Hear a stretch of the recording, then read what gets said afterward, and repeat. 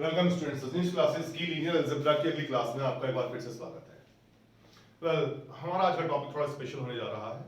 यहाँ से जो आपको कंसेप्ट्स मिलेंगे वो आगे की बुक में बहुत काम देंगे और एग्जाम के पॉइंट ऑफ व्यू से भी इंपॉर्टेंट माने जाएंगे। तो पहला टॉपिक है आपका आज का dimension of A vector space.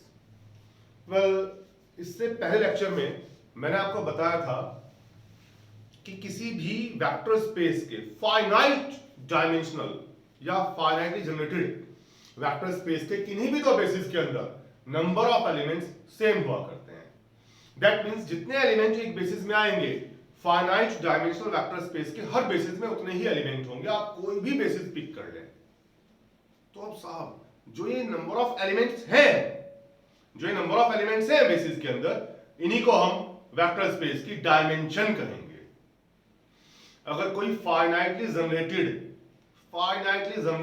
या फाइनाइटली डायमेंशनल, एक ही बात है, फाइनाइट डायमेंशनल या फाइनाइटली जनरेटेड वेक्टर स्पेस है तो उसके बेसिस के अंदर एलिमेंट्स की संख्या, number of elements in the basis vector space की डायमेंशन कहलाएंगे। It's called dimension of vector space. और इसे आप इस सिंबल से रिप्रेजेंट करेंगे आगे, डायमेंशन ऑफ वी। क्या है dimension of V? Number of elements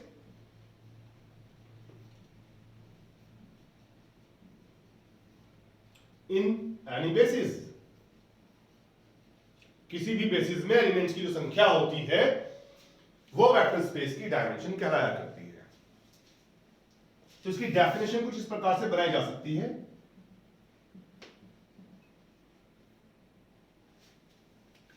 the number of elements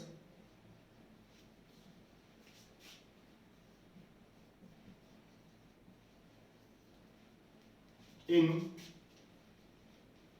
any basis of a finitely generated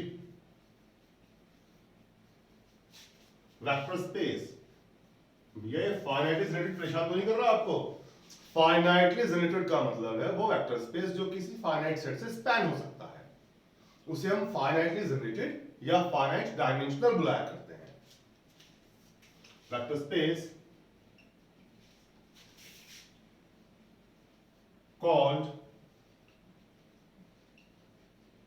dimension of vector space, and it is denoted by dimension of V। जो number of elements होंगे किसी भी basis के अंदर, क्योंकि सबके अंदर same ही होने हैं, किसी फाइनाइट डायमेंशनल वेक्टर स्पेस के किसी भी बेसिस के अंदर एलिमेंट्स की जो संख्या होगी वो इस वेक्टर स्पेस की डायमेंशन कहलाएगी। आप इस डेफिनेशन को नोट कर लीजिए। ये एग्जाम के पॉइंट ऑफ व्यू से भी इंपॉर्टेंट है, एग्जाम में लिखने के लिए आ जाती है। वीडियो पॉज करें, इसे नोट कर लें आप पहले।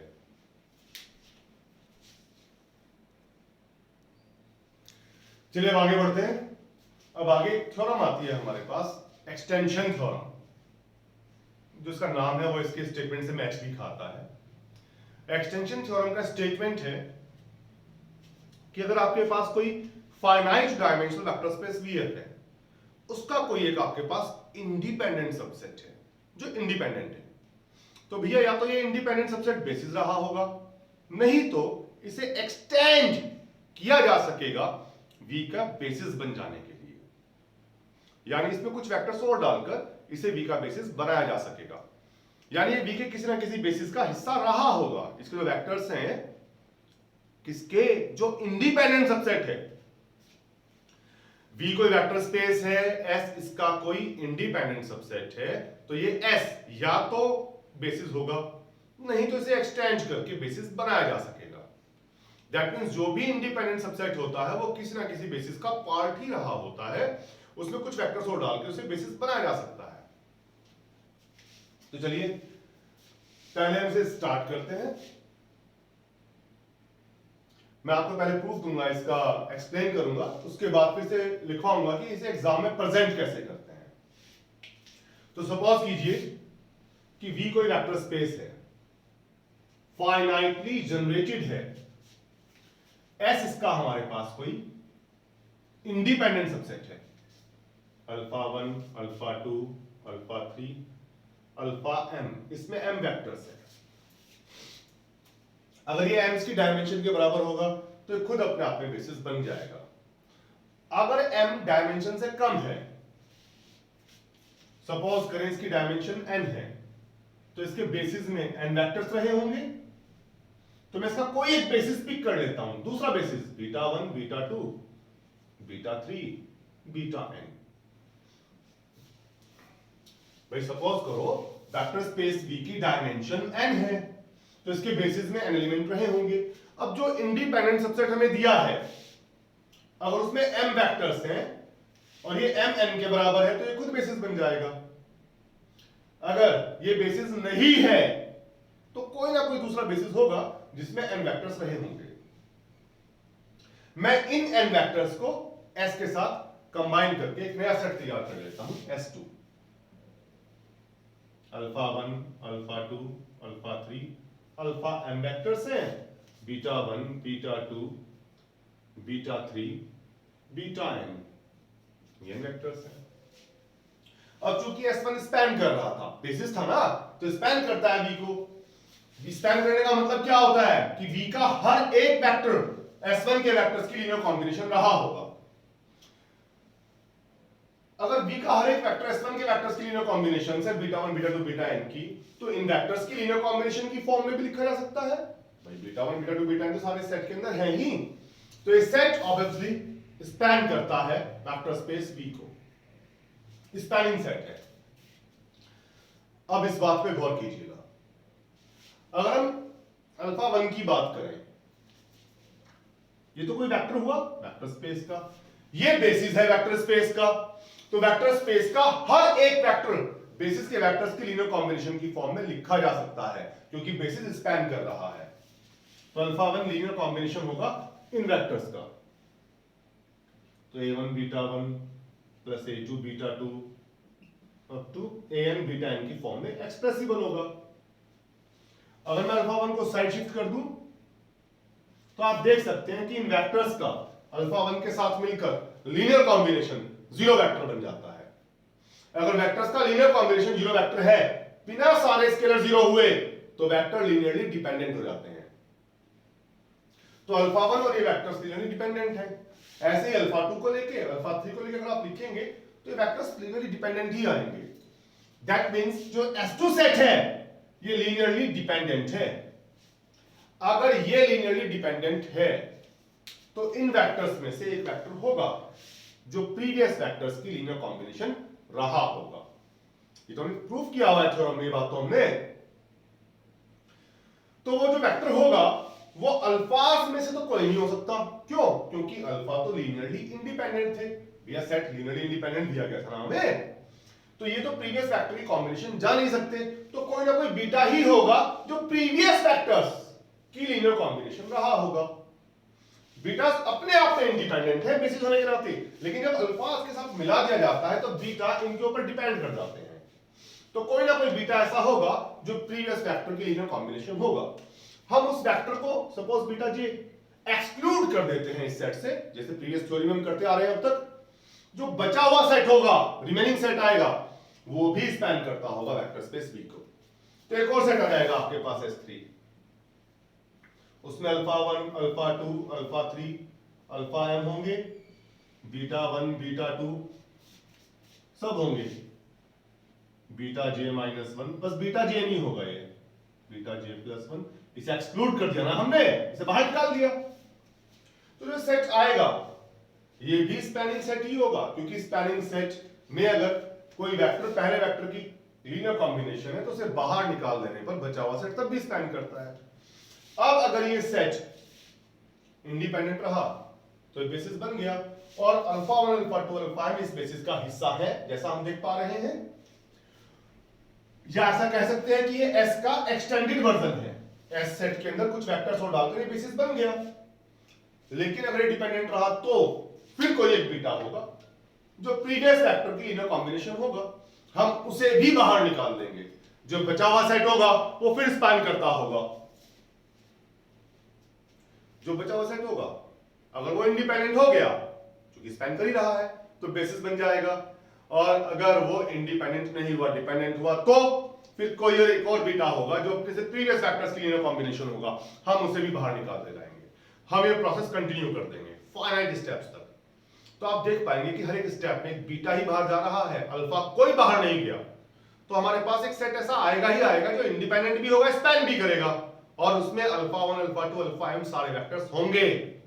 वो सेट बेसिस बन जाएगा, क्योंकि स्पैनिंग सेट तो है ही, इंडिपेंडेंट और हो जाएगा, तो बेसिस की कंडीशन को फुलफिल करते हुए वो बेसिस बन जाएगा।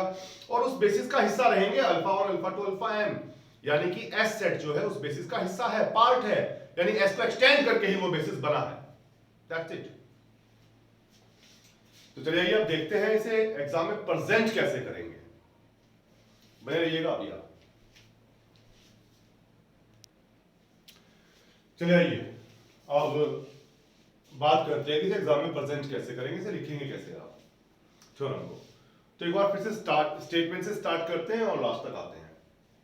मैंने लिख दिया बोर्ड पे आपके लिए ताकि टाइम बचे, हमारा वीडियो बहुत लेंथी ना बने जी। तो क्या शो करना था हमें?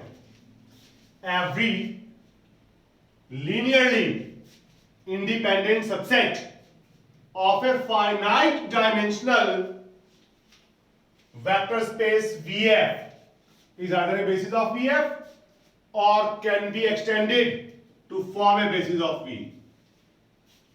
जो भी इंडिपेंडेंट सबसेट होगा, कोई भी इंडिपेंडेंट सबसेट हो, या तो बेसिस होगा, नहीं तो उसे एक्सटेंड करके बेसिस बनाया जा सकता होगा। ठीक है भैया।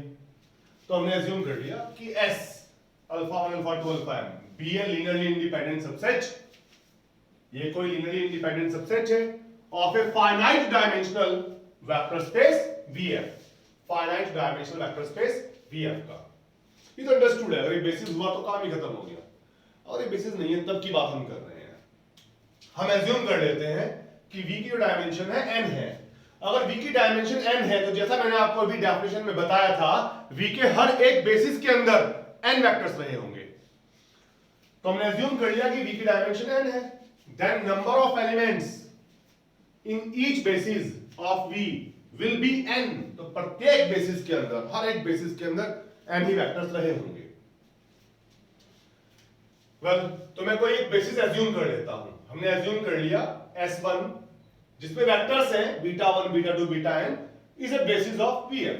इसमें n वेक्टर्स है बीटा 1 बीटा 2 बीटा n, ये कोई बेसिस है VF का। चलिए एक लीनियरली इंडिपेंडेंट सबसेट है जिसे शो करना है कि ये V का बेसिस बन जाएगा एक्सटेंड करके, कुछ वेक्टर्स और डालकर V का बेसिस बना लेगा, यानी V के किसी ना किसी बेसिस का हिस्सा है ये।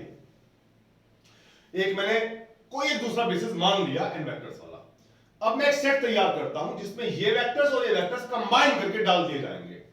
उस सेट को नाम दे देते हैं S2 का। Consider the set S2।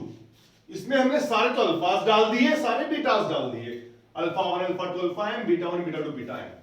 ये सेट आप कंसीडर कर लें।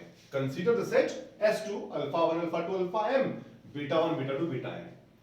ऑब्वियसली जिसका लीनियर स्पैन है वो तो V ही पड़ेगा, V को स्पैन करता रहेगा। क्यों? क्योंकि ये बेसिस था भाई, इसका तो परम कर्तव्य है V को स्पैन करना और इंडिपेंडेंट रहना। ये खुद अपने आप में इंडिपेंडेंट और V को स्पैन करता है। तो अगर ये V को स्पैन करता है तो इसका जो भी सुपरसेट आएगा वो V को स्पैन ही करता रहेगा, इसमें कोई बहस वाली बात नहीं है। अब चूंकि ये V को स्पैन करता है ये, तो V का हर एक वेक्टर इन वेक्टर्स की कॉम्बिनेशन होगा, जैसे मैं आपको समझा रहा था। तो कोई भी अल्फाज लेंगे आप तो इनकी कॉम्बिनेशन बन जाएगा। इसलिए ये सेट जो S2 हमने एज्यूम किया है लीनियरली डिपेंडेंट होगा। Since the alphas can be expressed as a linear combination of betas beta 1 beta 2 beta n, therefore the set S2 is linearly dependent। तो सेट S2 है वो लीनियरली डिपेंडेंट ही रहेगा। So there must exist, अगर ये set dependent है तो वही theory हमारी, कोई वेक्टर होगा जो अपने से प्रीवियस वेक्टर्स की कॉम्बिनेशन बन जाएगा। So there exists a vector in S2 which is a linear combination of preceding vectors। अगर वो सेट डिपेंडेंट है तो उसमें से कोई वेक्टर मिलेगा जो प्रीवियस वेक्टर की कॉम्बिनेशन होगा। ये वेक्टर अल्फाज में से तो कोई नहीं हो सकता, क्योंकि अल्फाज यहां तक तो इंडिपेंडेंट है ना, ये प्रीवियस वेक्टर की कॉम्बिनेशन बन ही नहीं सकते। तो इन बीटाज में से कोई एक होगा जो प्रीवियस वेक्टर इंक्लूडिंग अल्फाज, अल्फा को सम्मिलित करते हुए उनकी कॉम्बिनेशन बन जाएगा। This vector can not be any of अल्फाज, ये बात लिखी हमने, this vector can not be any of अल्फाज, ये वेक्टर अल्फाज में से कोई एक वेक्टर नहीं होगा। क्यों? क्योंकि एस सेट इंडिपेंडेंट है, since S is linearly independent. Therefore ये वेक्टर जो सा है, जो प्रीवियस वेक्टर कॉम्बिनेशन है, बीटाज में से कोई एक होगा। Therefore this vector must be some of betas, ये बीटाज में से कोई एक वेक्टर होगा। सपोज बीटा जे, से beta J. Now omit this vector beta J from S2, मैं इस सेट S2 में से उस बीटा जे को बाहर निकाल लेता हूं। ये तो हमने कई बार यूज किया है कि अगर कोई सेट स्पैन करता है और डिपेंडेंट है, एक वेक्टर प्रीवियस वेक्टर कॉम्बिनेशन होगा, उसे बाहर निकाल दें, बचा हुआ सेट अभी भी स्पैन करता होगा।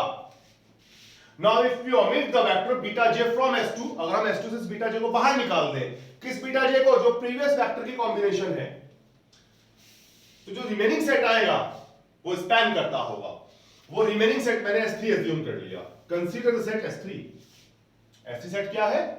S2 ये भी है तो बस जो बीटा जे था, आपने से प्रीवियस वेक्टर की कॉम्बिनेशन उसे बाहर निकाल दिया, ये सेट अभी भी स्पैन कर रहा होगा। Consider set S3 alpha 1 alpha 2 alpha m beta 1 beta 2 beta j minus 1 beta j plus 1 beta n, सारे वेक्टर्स हैं इसमें, बस वो बीटा j नहीं है जो प्रीवियस वेक्टर कॉम्बिनेशन बना। सेट आ गया obviously S3, sorry it is S3 spans B if S3 is linearly independent, अगर ये linearly independent हो गया then S3 is a basis of B, अगर ये independent बन गया तो ये basis हो जाएगा B का। और आप देख सकते हैं जो S था उसके सारे वेक्टर्स इसके अंदर मिलेंगे और कुछ वेक्टर्स एक्स्ट्रा भी होंगे, बीटा 1 बीटा 2। तो जो हमारा सेट S था लीनियरली इंडिपेंडेंट सेट, वो बेसिस का हिस्सा बन जाएगा, या ऐसा कह सकते हैं पार्ट ऑफ बेसिस, या S की एक्सटेंडेड सेट बन जाएगा। S में कुछ वेक्टर्स और डालकर बेसिस बन रहा है। कब? जब S3 इंडिपेंडेंट है। इफ अगर S3 इंडिपेंडेंट ला रहा हो, डिपेंडेंट रहा हो, if S3 is linearly dependent, then repeating above process, तो फिर वही कहानी भाई, इनमें से कोई वेक्टर होगा जो प्रीवियस वेक्टर की कॉम्बिनेशन होगा, वो अल्फाज में से कोई वेक्टर होगा नहीं, इनमें से कोई वेक्टर होगा, उसे हम बाहर निकाल देंगे, बचा हुआ सेट तब भी स्पैन करता रहेगा, वो इंडिपेंडेंट हो जाएगा। डिपेंडेंट रहा तो फिर कोई वेक्टर होगा। हम इस प्रोसेस को कंटिन्यू करते हैं। Then repeating above process a finite number of times, इस प्रोसेस को finite number of times हम रिपीट कर देते हैं। We shall get a linearly independent set containing alpha 1 alpha 2 alpha m। हमारा हर एक स्टेप बीटा बाहर निकाल रहा है, अल्फा बाहर नहीं निकले। तो एक सेट ऐसा आएगा जिसमें अल्फा 1 अल्फा 2 अल्फा m रहेंगे, कुछ वेक्टर्स और भी होंगे, वो बेसिस बन जाएगा। And spanning V, this set will be a basis of V containing S, वो सेट बेसिस बनेगा जो V को कंटेन भी करता होगा। Hence S can be extended so as to form a basis of V। तो जो इंडिपेंडेंट सबसेट है उसे एक्सटेंड करके V का बेसिस बनाया जा सकता है। Hence the theorem, ये तो प्रूफ करना था। तो अब आप इस बात को याद भी रखेंगे, अगर कोई फाइनाइट डायमेंशनल वेक्टर स्पेस है तो उसका हर एक इंडिपेंडेंट सबसेट एक्सटेंड किया जा सकता है V के बेसिस की फॉर्म में, या V के किसी ना किसी बेसिस का पार्ट रहा होगा। चलिए अब आपसे नोट कर लीजिए वीडियो को पॉज करते हुए, फिर अब अगली क्लास में मिलते हैं कुछ और थ्योरम्स के साथ। Till then good bye.